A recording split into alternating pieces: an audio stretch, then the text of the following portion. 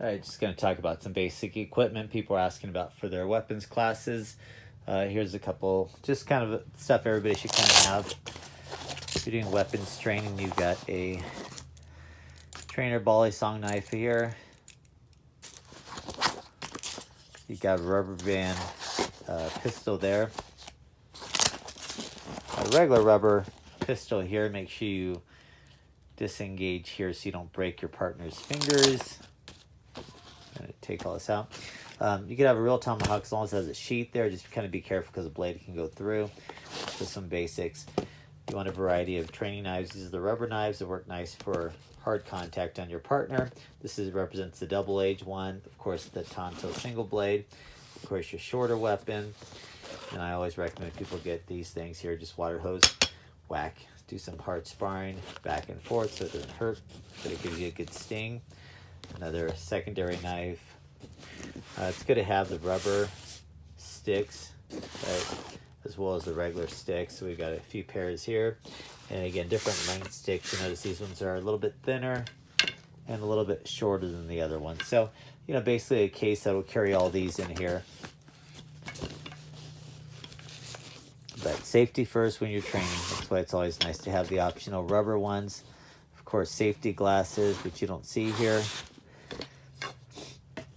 But definitely have at least a minimum of 2 different size knives, as well as 2 different, in other words, a short and a longer blade knife.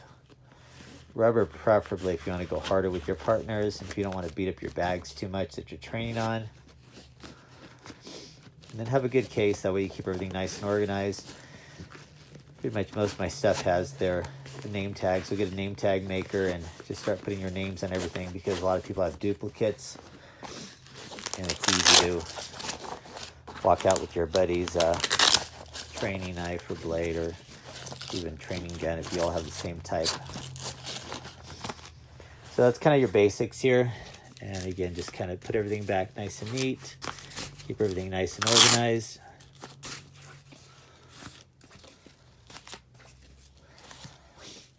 And some of the stuff will add up if you get it all at once, but just buy something every paycheck. Kind of work it in here. Have a nice strapped in bag here.